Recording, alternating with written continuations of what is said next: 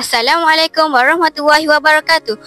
Bersama-sama saya, Nurul Alia Maisara binti Muhammad Hairi, dan saya, Raudah Nasrin binti Zainal Abidin. Kami wartawan TV PSS SK Gelugur. Hari ini, sekolah kami akan mengadakan majlis peluncuran program NILAM bagi tahun 2025.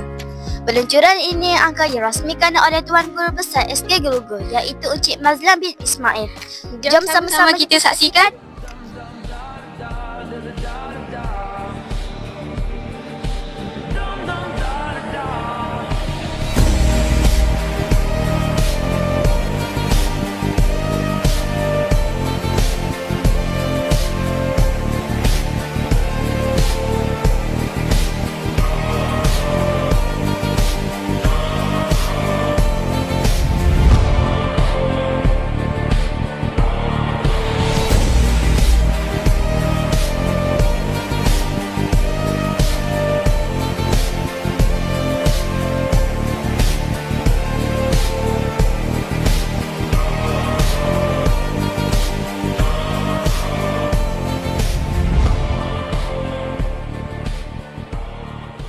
Bersama-sama kita sekarang ini ialah Tuan Guru Besar SK Gelugur, iaitu Encik Mazlan bin Ismail.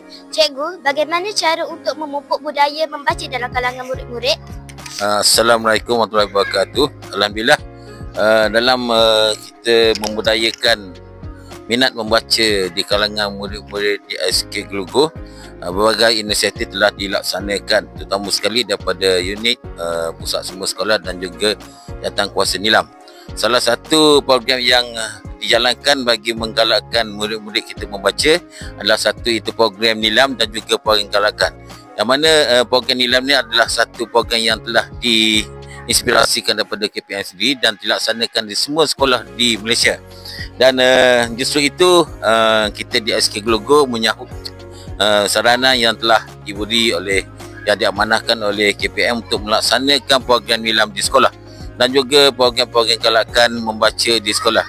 Program-program yang dilaksanakan mempunyai tahap-tahap yang tentu yang dianugerahkan kepada murid-murid kita sebagai inisiatif ataupun hadiahlah kepada anak-anak supaya minat untuk membaca lebih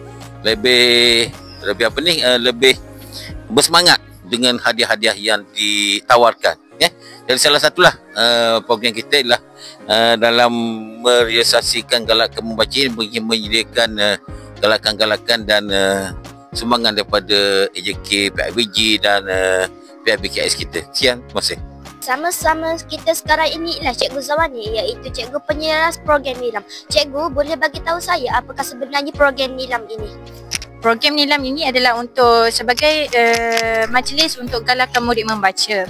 So dengan program NILAM ni juga kami dapat menggalakkan murid-murid lebih lagi membaca daripada diorang bermain telefon, membuat aktiviti yang tidak berfaedah. Lebih baik diorang membaca. Dengan membaca ni kita dapat menambahkan lagi, meningkatkan lagi pengetahuan yang sedia ada. Cikgu, bagaimanakah pemenang pembaca terbanyak akan dinilai? Okey, baiklah. Pemenang pembaca dinilai melalui sistem AIM.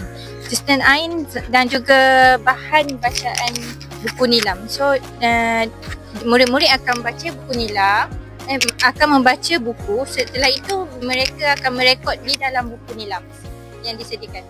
Okey, itu saja.